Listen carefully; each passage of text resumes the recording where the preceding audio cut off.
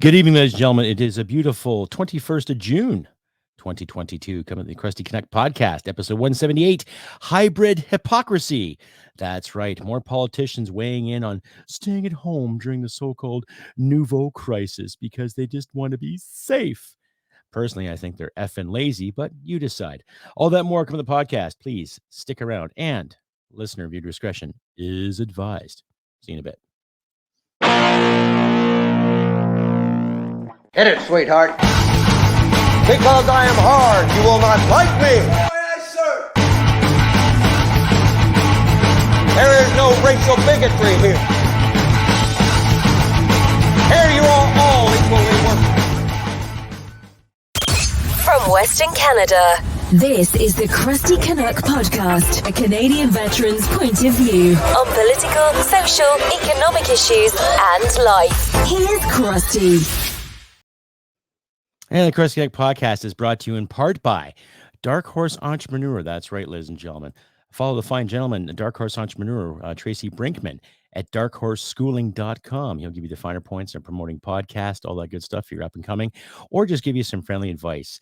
That's Tracy Brinkman at darkhorseschooling.com, and you'll find the information in the description. As I said, welcome you all there too. And this is also based and brought to you by free speech. More important than your feelings, ladies and gentlemen. That's right. Free speech for all. That's right. Yes. Hybrid hypocrisy. So the talk right now in Canada is that they want to promote another hybrid parliament like they had this past year, right? Where you get a few people in parliament and a few more people at home weighing because of safety. You know, I'm saying that a lot. Safety, which to me is just bullshit. Well, it's bullshit. Okay. If someone was paying me $183,000 to sit in the House of the People, House of Commons in Ottawa, someone was paying me that much money to do that job, I would bloody well be there, regardless of the so-called circumstances of the beer bug, right? Or other variants. Omicron variant. Right. So regardless of how you personally feel, okay, to members of parliament, I really don't care how you feel. Okay. When I look at the last election we had last fall, okay, it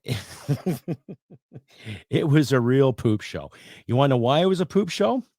Well, there's only maybe a couple of people I actually had any kind of respect for there. Okay. Now I'd like to remind my audience too, that there were a couple of politicians that did not show up to some key forums / debates that we had with the general populace in this riding. Okay, the Liberal candidate, for one, she never showed up to any of them. I did 4 of them, and she never showed up to one. Yet she maintained to get 5,000 votes because that was the comfortable thing. Okay, now I had some great talks with the Conservative rep, Mr. Damien Curick. Great guy. You know, I got a lot of respect for him. He's a family man. He's a good, hardworking guy. Conservative. Okay. There was a representative from the PPC party, representative from the NDP. We had a great talk about mental health and everything when it comes to getting rid of certain stigmas. Okay. And of course, there was some greenie guy there who was a borderline communist, but we had a little conversation and we'll just leave it at that. But it was, needless to say, it was a poop show on a national level too. Okay.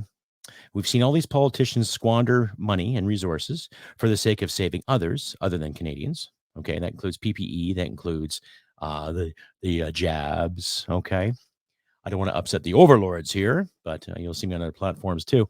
But I think you get my point. Okay, now this past week they've been talking more and more about hybrid parliament. They got 4 days to pass it, to allow it. So if there's any senators watching this podcast right now, don't allow C11 or C18. Don't allow C21 or C71, whatever they want to call it now. And don't allow this to pass. Okay. This is just foolery at its finest. Okay.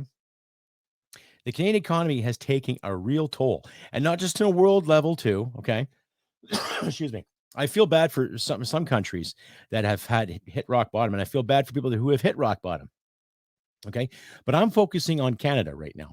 I'm focusing on the welfare and the good deeds and the good people in this country that deserve the utmost respect for persevering and overcome the obstacle.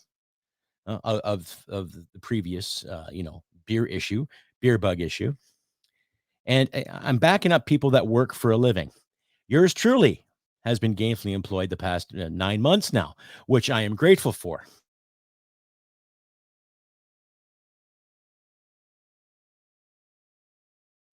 My apologies, folks. The mic just got muted. So I'll just say again, pardon that little interruption.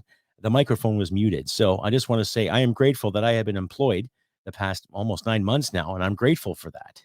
Grateful that the lights on are still here at the Crusty Canuck podcast, right? That we have food in our fridge, bills are paid, and we're starting to get our savings back on track again. Okay. But I can't say to my employer, I'd rather do my job remotely because you pay me all this money to do this and to do that. And, just for the sake of safety, I want to make sure that I can do this remotely via Zoom. Right? Does that sound like a good thing? Does that sound really good? Does that sound excellent? Do you think I deserve that? Absolutely nothing. Precisely. Do you think my employer would tolerate that? No, he'd probably fire my ass right then and there. Because at my job, you can't do it remotely. You have to be there to physically exude your efforts. I have to feed said animals, look after said trucks. I have to do my job. And it's fulfilling work, ladies and gentlemen, and I love it. It's a great job. Probably one of the better jobs I had since the military, or even before the military, in that matter, too. So, great. Great on that. But when I hear these people whine about, safety, and we should only be at work 2 days of the week or 3 days of the week, I mean, really? The past couple of years we have all had, okay, in the collective sense, on a national sense. Do you really think that the constituents of the people that are in charge are really happy with this? Like, how many more times do I have to justify and try to verify to you, my wonderful audience out there, that these clowns just don't take their job seriously? And the more and more they carry on with this buffoonery, like I mentioned in my last episode, the more it tells us they really don't give a crap about you or I. They're worried about their own skin, right? Now, if you're a member of the opposition, okay, it doesn't matter if you're Le Bloc or it doesn't matter if you're conservative, okay, the shadow cabinets, the shadow ministers of said, they get paid a pretty penny too, okay? But I'm not seeing too many Bloc Québécois speak up against Trudeau and Jagmeet Singh, against this whole let's do a hybrid parliament again, right? I'm just seeing more bloody buffoonery and more wasting of the Canadian taxpayers' dime. Stay updated and follow Crusty Canuck on Facebook, Twitter, Gab, Telegram, YouTube, and Podbean. Subscribe today and donate at crustycanuck.ca. And what annoys me the most too about that, ladies and gentlemen, is that they don't care. The more they talk about keeping things safe, what have they done with the First Nations drinking water issue? What have they done with any kind of infrastructure in this country? Now, Anita Arnond, the Canadian Defense Minister, had a big press conference yesterday in regards to how much they're going to invest in our NORAD issues. For those of you unfamiliar, it was basically an early warning system that was put in place in the 1950s to thwart or stop any kind of Soviet onslaught during the height of the Cold War. Now, it hasn't been upgraded properly, I think, since the mid-90s. Even that was a bare minimum. And what they have in charge up there right now is a private company that looks after, just in case something happens. But what they need to do is to have it manned properly by military personnel, okay, people that understand radar and understand aircraft, understand how to shoot down said aircraft, how to retrieve and how to defend, not just some private company, okay? And you can look that up too. I think the place is called NAQUIT. Nakaquit or NAQUIT. It's a company that does employ a lot of First Nations up there too. But the Canadian military can employ a lot of First Nations up there. Any company that goes up there to venture, whether it be a mineral extraction or a mining or anything of that sort, they can employ up there, right? But the point I'm trying to make is that they're doing too little too late. They project something roughly about $40 billion will be invested in this line over 20 years. Okay, so they're going to put $2 billion here, $2 billion there. Now, you've heard me scramble and ramble about the procurement process in this country and how many boards sit around and do nothing but scratch their butts and pick each other's noses. Okay. So they can project this and talk wonderful things. Okay. Because we're supposed to get the new fighter jets too. The F-35 Raptor, I believe it's still called, unless it's called something different now. Anyway, it's a brand new aircraft that's supposed to suffice the Air Force for a very, very long time. And she even quoted too, we should have the first one off the line by 2025 or late 2024. So it takes roughly 2 years to get one fighter jet ready to rock and roll?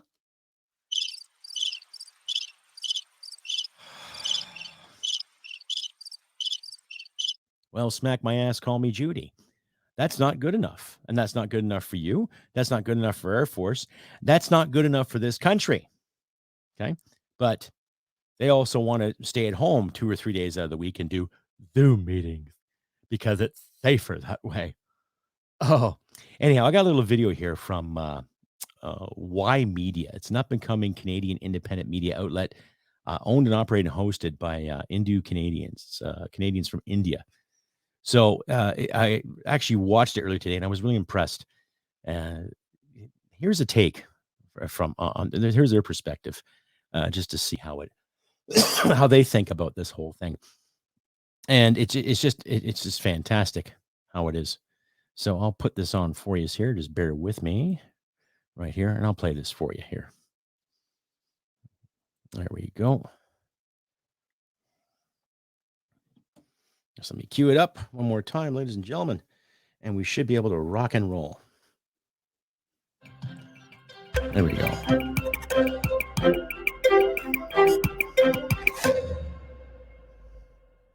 The government House Leader Mark Holland says he's going to be putting forward a motion to extend hybrid parliament in Canada for another year. You let us know what you think about that. Essentially, there's only a week left until the House rises for the summer season. And what this means is if he puts the motion through and gets the vote, well, it means that the Liberals and the NDPs and the Conservatives and the Bloc and the Green and all the ones in the parliament, well, essentially they'll have a chance to essentially join in the parliament via Zoom.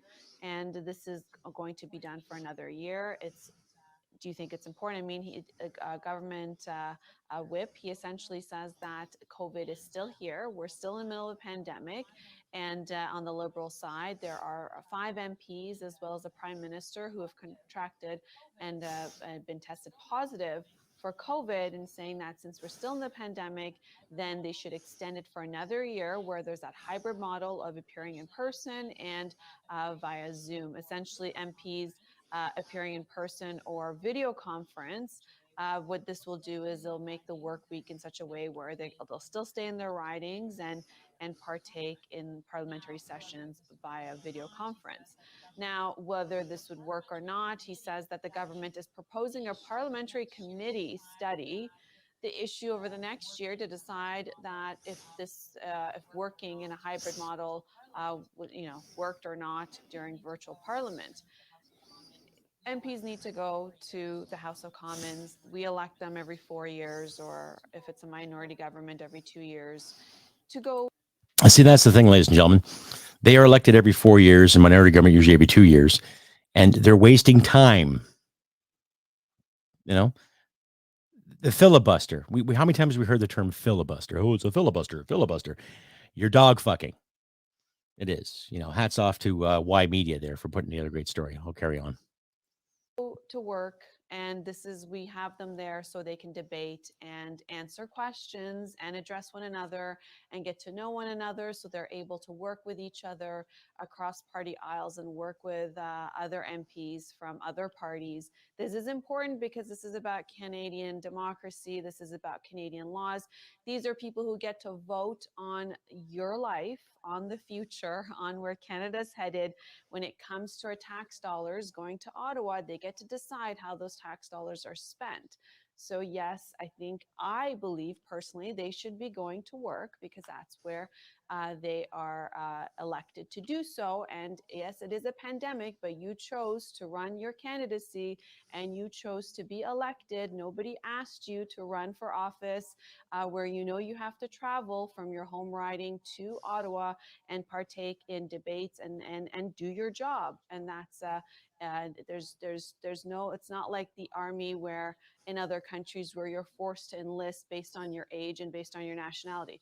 Nobody forces you to enlist to run for election.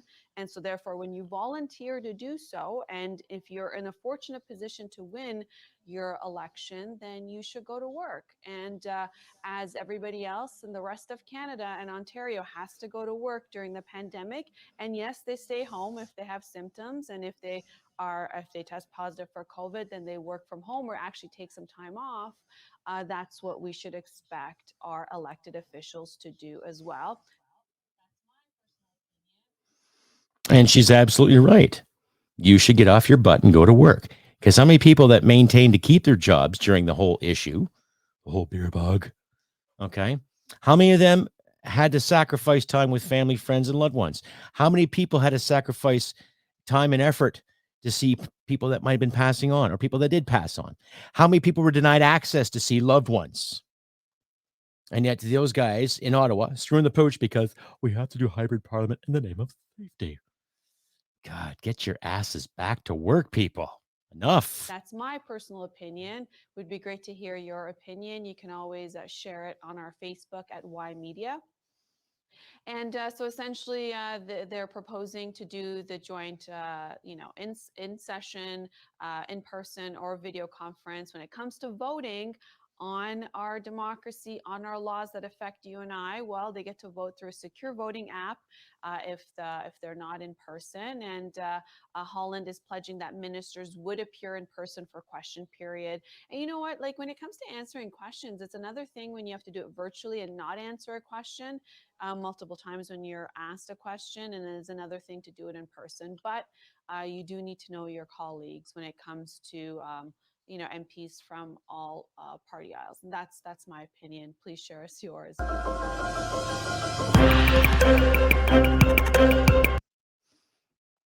Yeah, that's the thing, ladies and gentlemen. They just don't want to stick around. Like there's so much of this unaccountability here. It doesn't matter if it comes from Mr. Mark Mendicino or Medicino, however you pronounce it, the putsy safety minister who claimed that the RCMP and the Ottawa Police Services and other police services supporting, the convoy protest, or the so-called insurrection or the occupation, sat and pleaded with the government saying, oh, please, we need the Emergency Measures Act right now. And yet he was caught lying, right? And the parliamentary House leader of the Liberal Party, a government House leader, wants to have more hybrid. So which is it? So we've got Mr. Mark Harland of the government House leader wants to promote, more hybrid parliamentarian, sit at home, have the comfort of home and type in your keyboard and dictate policy to Canadians because they know what's best for us, right? Oh, yes, of course. Oh, yes, we're doing this for your safety. Bullshit. Mark Mendicino lying about the Emergency Measures Act, right? Okay. Mr. Bill Blair still lying about guns. Miss Krista Freeland, the pint-sized you-know-what, again. Lying to the press and the public about guns again. She had the audacity to sit there with her American counterpart, Miss Yellen, in regards to finances and inflation, what have you. Okay. Telling the general public that, oh, you don't need a handgun to take out vermin. Well, nobody uses a handgun to take out vermin here. So considering this lady, this commie in training, this borderline fascist, totalitarian little puke, okay, I got no respect for her, ladies and gentlemen. I don't. I have no time for any of these so-called new liberal morons. It's like the new Coke that came out in the 80s. Just wasn't the same thing, Garbage. Nothing but pure garbage. Stay updated and follow Crusty Canuck on Facebook, Twitter, Gab, Telegram, YouTube, and Podbean. Subscribe today and donate at crustycanuck.ca. And as promised before, ladies and gentlemen, this podcast would not be complete unless we had a special... The Canadian Polar Vortex of Bullshit. That's right, ladies and gentlemen. This week's Canadian Polar Vortex of Bullshit will go to none other than a worthy person. Here's a person that could not decide whether his left was working. He couldn't walk and chew gum at the same time. Does he want to spank? Does he not want to spank? Will he lie? Will he not lie? Anyhow, ladies and gentlemen, without further ado, this episode's winner of the Canadian Polar Vortex, wait for it. This winner, or this week's winner, is none other than Mr. Mark Mendocino. That's right, ladies and gentlemen. That's right. Well done, sir. Welcome to the podcast. And how do you feel about earning the Canadian Polar Vortex of Bullshit Award? Please enlighten us all. I'm sorry, I can't hear you. I have an infection in my ear. Okay, I see. But there's nothing else there you want to add? I mean, you don't have nothing else to say? Federal budget of bullshit. Well, we're quite aware of that there too, sir. Yes, we're very, very aware of that. But please enlighten us and give us a little more detail on that if you can too, sir. Mark, Mr. Your Honorable MP, Mr. Mendocino, please. Mama always said I had a face for radio. Well, okay. Well, we'll just leave it at that then for you, ladies and gentlemen. This has been another exciting segment of none other than, everyone's favorite little show. The Canadian Polar Vortex of Bullshit. Yeah. Okay, thank you. You're damn right it is. Anyway, please enjoy and please stick around. Stay updated and follow Crusty Canuck on Facebook, Twitter, Gab, Telegram, YouTube, and Podbean. Subscribe today and donate at crustycanuck.ca. Yeah, it's true, ladies and gentlemen, all kidding aside, Mr. Mendocino and, his tongue in cheek. Of course, that's all my work. I'm not going to tell you guys to suck eggs, but just try to sow some humor into the buffoonery that represents us on a regular basis, ladies and gentlemen. And I'll try to get more Canadian Polar Vortex stuff up for you all there too. Hopefully in the near future when I get some more time and everything on my hands there. So, yes, that's right. So, I'll try to do that. And I'm trying to incorporate a little more humor there too, because I find lately with these buffoons that I see on national news and in some of the national outlets that's online there, I can't help but cringe at just some of the idiocy that they all promote. Okay, like I said earlier, like if someone's going to pay me $183,000 Canadian a year, okay, that's 10,000 change, a month, more than that. Round up to 15,000. That's a lot of money to sit in a little chair like about this big and to get up and point and Mr. Speaker, thank you. And Madam Speaker, thank you. And you there saying this and you there saying that. And then to sit there and to promote legislation. So you have the comfort at home, basically to do what I'm doing. Now, no one's paying me 15 grand a month to sit here and make these shows. I would love that. God, I'd be the luckiest man alive if that happened to me. God, that'd be fantastic. But I do a lot of this stuff pro bono, and I do get some donations. And I'm very, very thankful, ladies and gentlemen, for the donations I have received recently, too. Thank you. And that's because of you wonderful, fine people, all my subscribers out there that makes this happen. So I'm going to say thank you to you all. But when I look at these clowns in Ottawa, or any legislation for that matter, it doesn't matter, every capital city in Canada, and to my American friends too, I'm sure you feel the same way about some of your state senators and your state representatives who sit there and squander. My American listeners out there too, please chime in, okay, and give me a comment or two on this video or via email. And tell me some of the stories you have with some of your senators and your representation in your states alike. I'd like to know. Please let me know. CrustyBCanuck67 at gmail.com. Information will be in the description right? Or just, if you're watching this video, just follow the little red ledger that's at the bottom there too. Please click like and subscribe and share this content all around your social media platforms. Helps independent guys out there get the words out, just like Y Media here that I presented to you for your, submitted for your approval, all that good stuff. But anyway, carrying on again with more of the whole, hybrid hypocrisy. Yes. How convenient too that Mr. Justin Trudeau is not around. He had COVID apparently. So it seems like every time there's something big comes around, he's sick or he's gone surfing or he's gone whipping his skippy, one or the other. Okay. And now he's taking a trip to Rwanda, Germany, and Spain, to try to convince some of the Commonwealth nations, not to use Russian stuff because it's bad. We know why he's going to Germany. Probably talk more about the green failures that Germany has promoted. Now, I'm not dissing the German people at all. I know a lot of Germans personally, and they're great people. Just sometimes their government has made some really stupid decisions. And a lot of their fossil fuels that they use, consumers and people that heat their homes and businesses alike, relied on Russian fuel. Because they got rid of their nuclear plants there a few months back. So what's that tell you about progress, right? What's that tell you about progress, ladies and gentlemen? Now I know there's Canadian companies here in Canada that have made some fantastic reactors. Maybe Potato Putz Puppet or Mr. Prime Minister Pert Plus. Say that 3 times really fast. Pert Plus. Bleh. Anyhow, trying to negotiate maybe some kind of nuclear deal with Germany, saying, hey, we'll build a reactor for you. We'll help you out here, help you out there. Who knows? But we also know it's just a virtue tour. It's just a seeking virtue. Has nothing to do with helping this country out, let alone Germany. Okay? He's also on his way to Spain, too. I don't know what he's doing in Spain. But, Spain's a lovely country as far as I know. They make some great wine and a lot of history. Right? But we are still seeing a lot of buffoonery. We have people still in Ottawa holding on for dear life, trying to get C11 and C18 done. So we can't see any more of this, right? Free speech, more important than your feelings.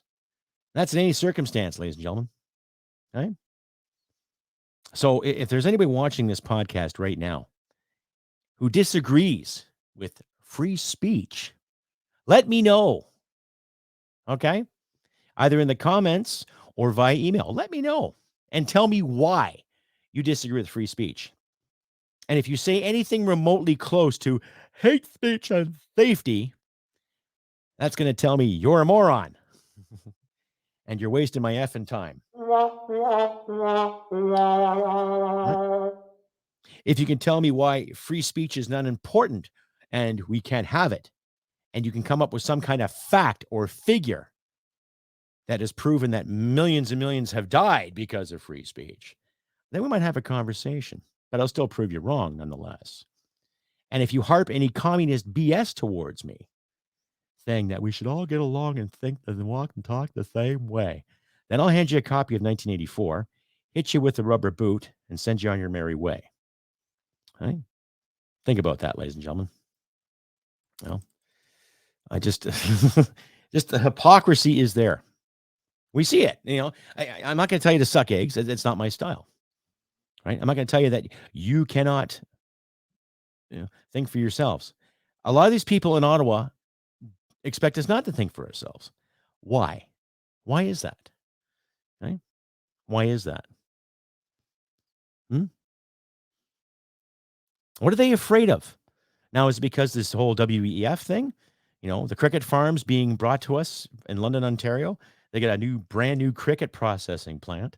Oh, wow. Cricket protein sounds good.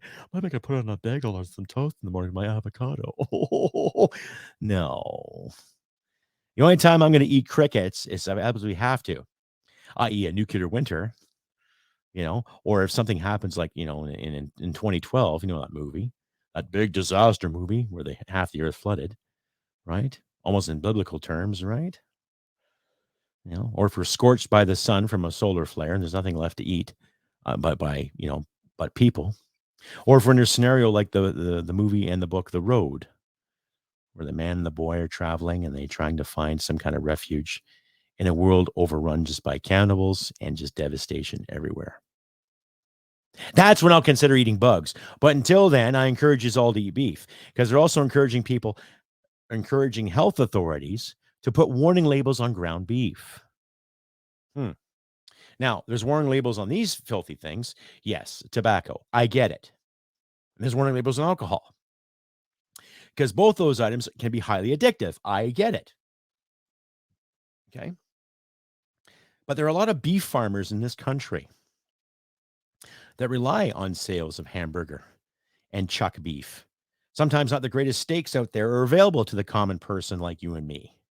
Okay. Where I live, steaks are still relatively cheaper than what they are in parts of Ontario or parts of the Belle Province or parts of Newfoundland, at least in the high Arctic too. And yet we have these officials that want to tell us, oh, burger meat's bad. Here, have some crickets, eh? Oh, you would like some crickets? They're tasty. Oh, they taste so good in a stick. You can put them in a soup, ground them up, make a nice powder, put it in your cereal in the morning. But don't you dare drink milk. You better have soy milk. We'll milk almonds together. Does that sound like a great time? Oh, yay. Said no one. Right? Anyhow, ladies and gentlemen, before I ramble on and get all poetic and dramatic, I just want to say thank you once again to my new subscribers that have come around. I realized I've had some more American subscribers, so thank you, my friends. And I also want to acknowledge today is also First Nations Day here in Canada. So to all my Cree friends out there, Tanze, did I say that right? Tanze. And let us recognize our First Nations too. And let us understand that we're people are people. Okay? Regardless of what happened 100 years ago, 200 years ago, 300 years ago, this generation is not responsible for it. Okay? And I'm a firm believer in truth and reconciliation. So let's find the truth. All right?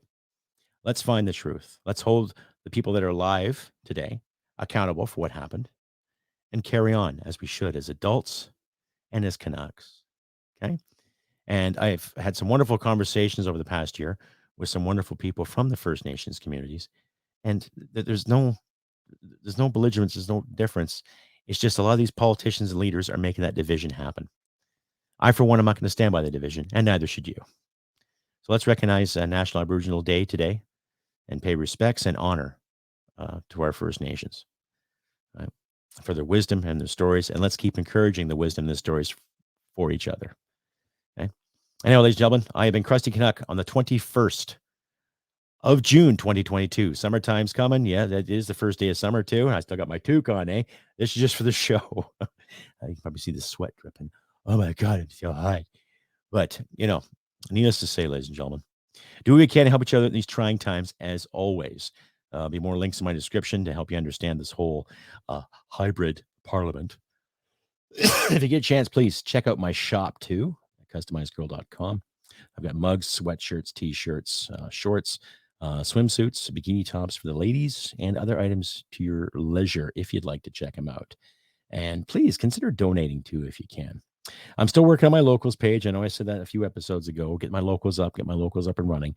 It's just time constraints and getting things done, trying to focus on getting this show out for you, everybody. It makes me happy. Hope to make you happy too. Please liking and subscribing and commenting to your heart's desire to share this all around your social media platforms. And also too, I'd like to remind you all, you can also find me on Twitter, Facebook, Rumble, Instagram, YouTube, Getter, Podbean. And you can also find me on Player FM too. So you check out the links there. If you're a Player FM fan, you can find Crusty Canuck there, Podbean. And I also believe I'm still on Amazon Music as well there too. So do not hesitate to check me out there as well. And donate what you can, ladies and gentlemen. All my links in my description where you can donate on a regular basis or a one lump sum or whatever you want to do. I'm not going to demand cash. I'm not one of those OnlyFan wannabes or some nouveau lefty thing and give me money just because I'm alive. No. If you want to donate to my show, you're more than welcome. You want to buy some merchandise, you're more than welcome to. If you just want to sit and listen to another point of view and perspective, that's great too. But like I say, ladies and gentlemen, I've been Crusty Canuck on this beautiful summer day, June 21st, 2022. To my creative fans out there, I'm also working on some creativity as we speak. I've been plugging away, writing. Once I'm happy with said product, then I will confess to what I'm doing. But until then, you just have to deal with me and the show. Like I say, ladies and gentlemen, do what you can to help each other out in these trying times. Keep our chin ups as we should. Yes. And, help our neighbors out. If you know somebody in your neighborhood that has trouble cutting their grass or washing their vehicle or doing anything of the sort, step in, give them a hand. A few extra bucks for groceries. Maybe run and get the groceries for them. Just a little bit of common sense and common courtesy goes a long way, ladies and gentlemen. I know because I've been a recipient of it, and I try my best to pay it forward, and so should you. But like I say, do what you can to help each other out in these trying times, ladies and gentlemen. And always remember, humanity and merit wins the day. And I'll see you in another 10 days. Bye for now. Hit it, sweetheart. Because I am hard, you will not like me. Yes, sir. There is no racial bigotry here. Here you are all equally worthless. This has been another episode of the Crusty Canuck podcast. Stay sane and thank you for listening. From Western Canada, this is the Crusty Canuck podcast. Well, smack my ass and call me Judy.